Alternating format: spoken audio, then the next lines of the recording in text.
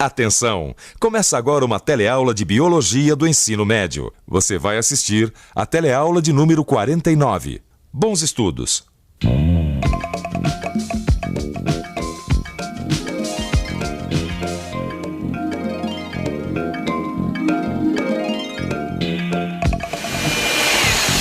Pronto, mãe. Tá aqui o remédio da vovó.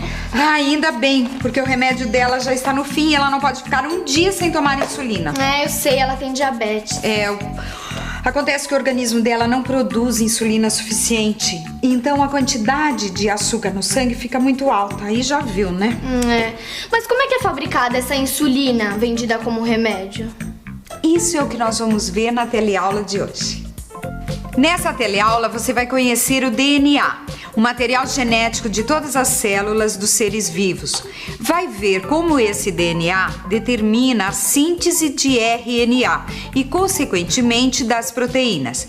E, por fim, você vai ver que hoje já é possível introduzir genes humanos em bactérias, plantas e animais.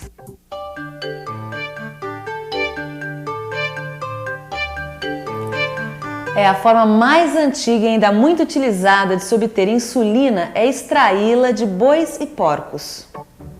A insulina que o pâncreas desses animais produz é bem parecida com a insulina humana e exerce as mesmas funções no nosso organismo. Mas acontece que tem muita gente que é alérgica a essa insulina extraída de bois e porcos. Por isso que o homem teve que desenvolver um outro método para produzir insulina, a partir de bactérias. Para você entender direito como é esse processo, você precisa conhecer primeiro um ácido nucleico, o DNA. Primeiro o RNA, agora o DNA. Essa professora gosta mesmo de fazer a gente pesquisar, hein? Bom, o RNA a gente já sabe, né? Que é necessário para a produção de proteínas no nosso organismo. Mas e esse DNA, hein? Olha só, Renato. O RNA é sintetizado a partir de um outro ácido nucleico, o DNA, ácido desoxirribonucleico. Quer dizer, então, que o DNA é responsável pelo RNA, que é responsável pelas proteínas? O DNA é que determina qual a sequência das bases nitrogenadas do RNA. Assim como o RNA, o DNA também é formado por unidades. Uma unidade de açúcar, uma de fosfato e bases nitrogenadas. Mas ao invés de ser uma cadeia simples como o RNA, o DNA é uma cadeia dupla. Bom, as bases nitrogenadas que entram na composição do DNA são adenina A, citosina C, guanina G e timina T. A adenina, citosina e a guanina são bases que constituem tanto o DNA como o RNA. Já a uracila, só o RNA. E a timina, só o DNA. A ligação entre as bases nitrogenadas de cada fita de DNA é que mantém as duas fitas unidas, como uma cadeia dupla. Temos as bases nitrogenadas de uma fita se ligando às bases nitrogenadas da outra fita, para formar a cadeia dupla. A adenina se liga à timina e a guanina à citosina, ou seja, AT e GC. A cadeia dupla de DNA se mantém como uma espiral e em determinadas ocasiões, por ação de uma enzima, essas ligações se rompem. Nesse trecho, onde a dupla hélice está aberta, é que vai acontecer a síntese da molécula de RNA. As bases do RNA, que está sendo sintetizado, vão se unindo às bases do DNA, sempre seguindo uma certa relação complementar. Olha, Diogo, tem essa tabela aqui, ó. A adenina do DNA vai se ligar com a uracila do RNA, a timina do DNA com a adenina do RNA, a citosina com a guanina e vice-versa, a guanina com a citosina. Primeiro, vamos copiar o DNA, as duas cadeias do DNA. Se a gente considerar apenas a fita de baixo, o RNA sintetizado terá a seguinte sequência. O T do DNA se liga com o A do RNA, o A com o U, o G com o C e vice-versa, o T com o A, até a gente chegar à seguinte sequência de RNA. Mãe, o que o Renato e o amigo dele estão estudando lá na sala? E hoje o assunto é fascinante. DNA. Vai virando aí. DNA? DNA. é o material genético de todas as nossas células. É ele que contém todas as informações para a síntese de proteína que o nosso corpo produz. Você já ouviu falar em genes? Já, mas eu não sei direito o que é, não. Pois é, gene é um pedacinho do DNA que contém uma determinada informação para uma determinada característica. É isso mesmo. O gene é responsável pela síntese de uma molécula de RNA, que por sua vez é responsável pela síntese de uma determinada proteína. Quando o DNA sintetiza moléculas de RNA, a gente chama de transcrição. Agora, o DNA pode também se autoduplicar, daí chamamos de duplicação. A duplicação acontece quando a célula se reproduz. O DNA faz uma cópia de si mesmo e cada uma das moléculas vai para uma das células filhas. Na duplicação, eventualmente pode acontecer a troca de uma das bases, o que resulta na síntese de uma molécula de DNA ligeiramente alterada. O RNA sintetizado a partir desta molécula também terá uma base trocada. Em consequência, a proteína produzida por esse RNA pode ser alterada. A troca de uma base do DNA provoca a síntese de um RNA diferente, que vai produzir uma proteína também alterada. Quando isso acontece, chamamos de mutação.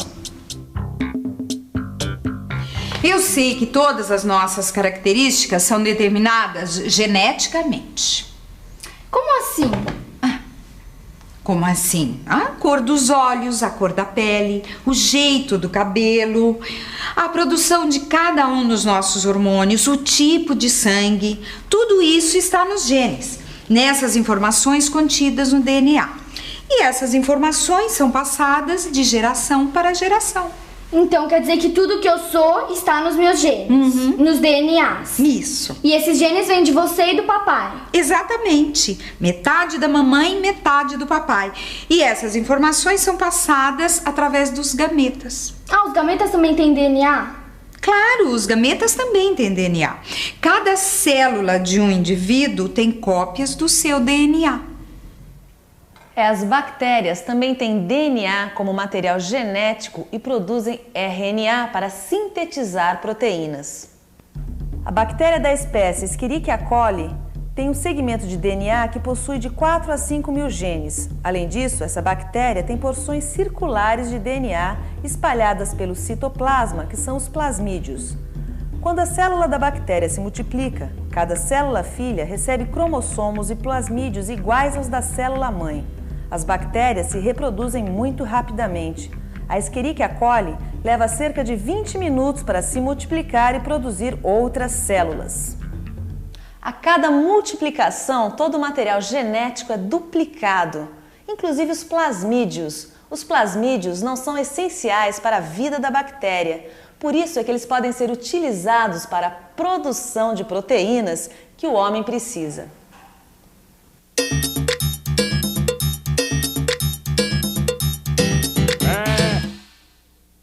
Você sabe onde essas bactérias vivem?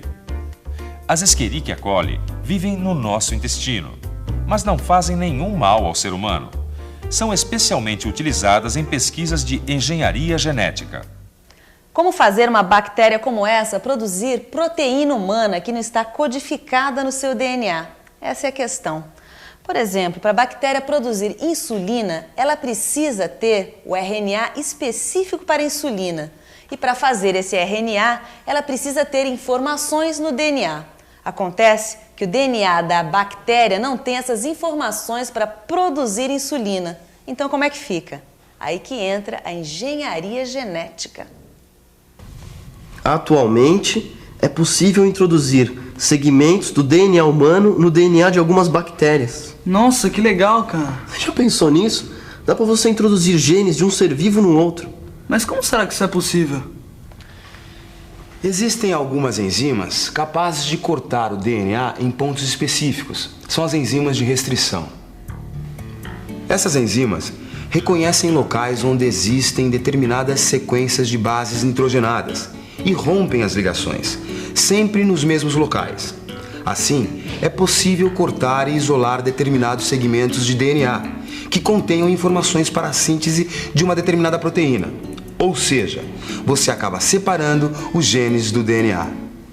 Com essa técnica, é possível isolar pedaços de DNA com os genes escolhidos, como por exemplo, os genes responsáveis pela síntese de insulina. Utilizando outra enzima, é possível introduzir os genes do DNA humano no DNA dos plasmídios da bactéria. Essa enzima refaz as ligações entre as moléculas de DNAs. Se o gene humano introduzido tiver a mensagem para a produção da insulina, depois de algum tempo, com a multiplicação e a duplicação dos DNAs, haverá muitas bactérias com o gene para insulina em seus plasmídios. Com esse processo, as bactérias se tornam produtoras de proteínas humanas. Se as bactérias forem mantidas vivas e em crescimento, elas se tornam verdadeiras fábricas de produtos que o ser humano produz e precisa. Além da insulina, podem fabricar hormônios de crescimento, por exemplo. Além das bactérias, a engenharia genética utiliza também outros seres vivos. Já é possível introduzir genes isolados em células embrionárias de plantas e animais. Esses genes introduzidos se incorporam ao DNA do ser vivo que os recebeu. Quer dizer, então, que daqui a pouco já vai ser possível a gente mudar o DNA de outros seres vivos? Tá escrito aqui, ó. As perspectivas das pesquisas e do aprimoramento das técnicas de recombinação de DNA tornam possível corrigir doenças hereditárias. Esse processo chama-se terapia gênica. Nossa, eu não sabia que já dava pra fazer tudo isso com a manipulação de genes. Atenção, gêniozinhos. Bolo de chocolate da mamãe. Mas deve ser meio perigoso manipular genes de seres humanos, né? Bom, enquanto meu amigo Diogo aqui se preocupa com o futuro da biotecnologia, eu vou atacar esse bolo de chocolate delicioso. E você fica com a revisão. E atenção, se liga aí que é hora da revisão. Na teleaula de hoje, você viu que o DNA, material genético de todas as células vivas, é formado por uma cadeia dupla de açúcar, fosfato e bases nitrogenadas.